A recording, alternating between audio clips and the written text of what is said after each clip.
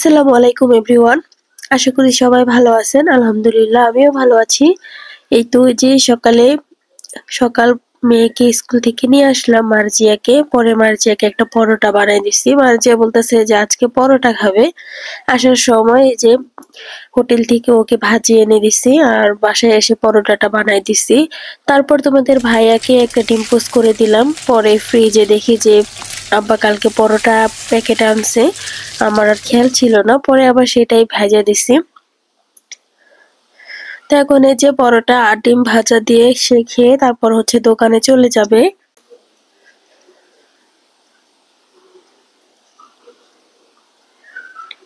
আমি আবার এদিকে তো মার্জিয়াকে পরোটা বানাই দিছি, তারপর পরে দেখি যে ফ্রিজে ছিল। আর এদিকে এই যে চা বসাই দিছি আব্বার জন্য, আব্বা আবার চা খেয়ে দোকানে চলে যাবে। আর বাসায় দুধ ছিল, গতকালকে দুধ জাল দিছি, রাত্রে কেউ খায় নাই, সেই দুধটুকু ছিল, এখন ওটা জাল দিয়ে চা দিয়ে দেব, দুধ চা বানাই দেব। আর এই যে পরোটা, ফ্রোজেন করা পরোটা ছিল ফ্রিজে, না এখন বের করে নিলাম, বের করে ভাজবো। তারপরে যে আমার শ্বশুর আর শাশুড়িকে চা আর পরোটা দেব।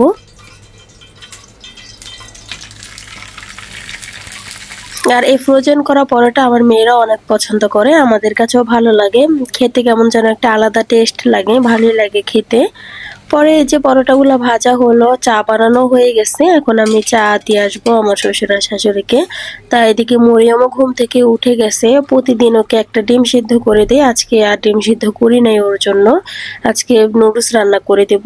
প্রতিদিন একরকম খাবার খেতে বাচ্চাদের ভালো লাগে না, তাই আজকে আর ডিম সিদ্ধ দিলাম না। আর এদিকে যে সকালের নাস্তাটা তো হয়ে গেছে, তা আব্বা এখন চা খেয়ে আবার বাজারে চলে যাবে, বাসায় আবার বাজার পাঠাতে হবে।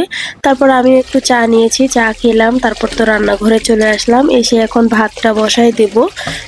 মাছগুলো নামাই নিছি ফ্রিজ থেকে, আজকে যা যা রান্না করব। তাই এখানে পোয়া মাছ ছিল আর ছোট মাছ ছিল, কাচকি মাছ রান্না করব আর পোয়া মাছটা রান্না করব। এক চুলায় তো ভাত বসাই দিছি, আরেক চুলায় এখন ডালটাও বসাই দেব, ডালটা এখন ধুয়ে তারপর বসাই দিব। আর এদিকে যে মা পুরো ঘর দুয়ার গুছায় নিতেছে, সকালবেলাও ঘর দুয়ার গুছায় ঝাড়ু দিয়ে নিতেছে। তা আব্বা আবার এর মধ্যে বাজার পাঠাই দিছে, যে এখানে লাল শাক ছিল, লাল শাক আবার আমার মেয়েরা অনেক পছন্দ করে, আমি একদম 2-3টা মরিচ দিয়ে তারপর লাল শাকটা ওদেরকে রান্না করে দিই ঝাল ছাড়া। আর এদিকে যে ওদের জন্য ফল পাঠাইছে, মার্জিয়ার শরীরটা তেমন একটা ভালো না, তা আব্বাকে বলছিলাম মালটা পাঠাইতে, পরে মালটা পাঠাইছে, আর সাথে একটা জাম্বুরও ছিল। আর এদিকে ফ্রিজ থেকে তরকারি বের করে নিছি, ঢেঁড়স বের করে নিছি, টমেটো, ডাটা শাক, ডাটা ছিল, এগুলাই রান্না করার জন্য। আর লাল শাকটা আমার শাশুড়ি বেছে নিতেছে। আমার এদিকে ভাতটা তো বলক চলে আসছে, ভাত ডাল দুটোই বলক চলে আসছে। এখন এই যে ডালে টমেটো আর কাঁচামরিচ, পেঁয়াজ এগুলা দিয়ে দেব। আর এদিকে ছোট মাছগুলো আমি ধুয়ে নিছি ভালো করে, এখন হাতে মেখে বসাই দেব। তা আমি এখানে মশলাটা পাটায় বাটা তারপরে রান্না করব। তা ইদানিং কেন জানি না পাটায় বেটে মশলা দিয়ে তরকারি রান্না করতে ভালো লাগে, আর খেতেও কিন্তু মজাই লাগে। তাই এদিকে এই যে আমি এখানে আদা রসুন দিয়েছি, জিরা বাটা দিয়েছি, হলুদের গুঁড়া, মরিচের গুঁড়া, ছাক বাটা, লবণ, তেল, টমেটো সবকিছু এখন ভালো করে মিক্স করে নেব। এরপর ছোট মাছগুলা দিয়ে ভালো করে মিক্স করে নিয়ে এরপর অল্প পরিমাণে পানি দিয়ে বসাই দেব।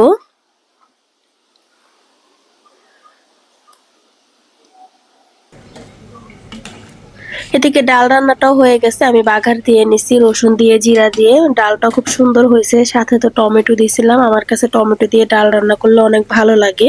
এদিকে ছোট মাছগুলো তো বলক চলে আসছে, মাছগুলো আস্তে আস্তে রান্না করব, যেহেতু অল্প পানি দিছি।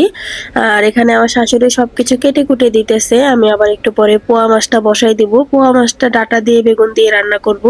সাথে আমার ছোট মেয়েও কাটাকুটি করতেছে, ওকেও একটা মানে ও দাদি যখন তরকারি কাটে তখন ও প্রতিদিন ওর দাদির সাথে তরকারি কেটে নেয়।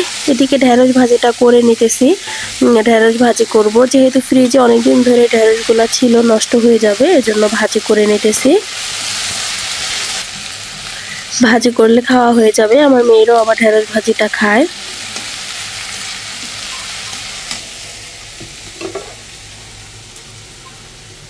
আর এদিকে এই যে কাচকি মাছের তরকারিটা হয়ে গেছে, আমি একদম পোড়া পোড়া করে নিছি, সাথে টমেটো দিয়েছি। বাসায় ধনিয়া পাতা ছিল না, এই জন্য ধনিয়া পাতা দেই নাই। আর এদিকে যে দুধ ছিল, দুধগুলো একটু জমে গেছে, তো এগুলো আবার খেয়ে নেব একটু পরে। আমি আর আমার ননদ চিনি দিয়ে তারপর দুধগুলা খেয়ে নেব। আর এখানে ঢেঁড়স ভাজিটা হয়ে গেছে, খুব সুন্দর হয়েছে কিন্তু ঢেঁড়স ভাজিটা। তারপর কাচকি মাছের তরকারিটাও হয়ে গেছে, এখন শুধু পোয়া মাছটা রান্না করলেই হয়ে যাবে। তাই এখানে যে আমার শাশুড়ি তরকারিগুলো কেটে দিছে, আলু, ডাঁটা, বেগুন এগুলা দিয়ে আজকে পোয়া মাছটা রান্না করব।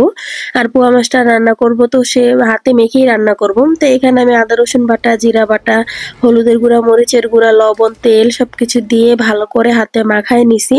এরপর আলু, ডাঁটা, মাছ এগুলো হাতে মাখায় তারপর অল্প পরিমাণে পানি দিয়ে এখন বসাই দিলাম। এই যে অনেক সুন্দর হয়েছে, কালারটাও সুন্দর হয়েছে। তাই এখন আস্তে আস্তে পোয়া মাছের তরকারিটা হোক। আমার তো রান্না শেষ, আমি এখন চুলা টুলা মুছে রান্নাঘরটা মুছে নিব। পোয়া মাছটা হতে হতে আমার এদিকে সবকিছু মোছামাছিও কমপ্লিট হয়ে যাবে।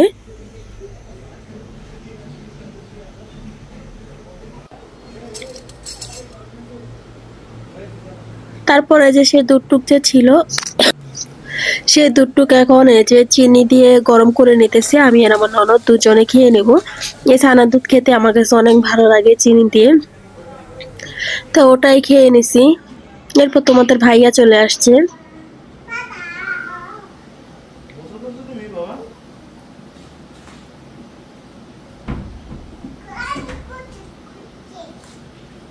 তারপর তো এই যে এখন দুপুরের খাবার খেতে বসলাম, গোসল টোসল করে আসছি, এসে এখন সবাই মিলে দুপুরের খাবারটা খেয়ে নিতেছি। ঢেঁড়স ভাজিটা খুব সুন্দর হয়েছিল, খেতেও মজা লাগছে। আর এই যে টমেটোর ডাল, পোয়া মাছের তরকারি ছিল, তারপর কাচকি মাছের তরকারি ছিল, আর সকালে ভর্তা করেছিলাম সেই ভর্তা ছিল। এগুলা দিয়ে দুপুরের নাস্তাটা শেষ করলাম। আলহামদুলিল্লাহ খুবই মজার ছিল দুপুরের খাবারটা। আর এদিকে এই যে তোমাদের ভাইয়াকেও ভাত দিছে, সে আবার পোয়া মাছ দেখে আজকে তেমন একটা ভাত খায় নাই, একদম অল্প ভাত খাইছে। বিকেলের দিকে ভাইয়া আসছিল আমাদের বাসায়, ভাইয়া আবার আসার সময় বিরিয়ানি নিয়ে আসছে। তা আমি আবার দেখাইতেছি যে এক বোল বিরিয়ানি কিছুক্ষণের মধ্যেই শেষ হয়ে যাবে। মারিয়ামের বাবা আবার বিরিয়ানিটা অনেক পছন্দ করে। আর এই বিরিয়ানিটা হচ্ছে পুরান ঢাকার অনেক নাম করা একজনের দোকান থেকে আনছে, অনেক মজার ছিল বিরিয়ানিটা। এই তো আজকের ভিডিওটা এই পর্যন্ত, আল্লাহ হাফেজ।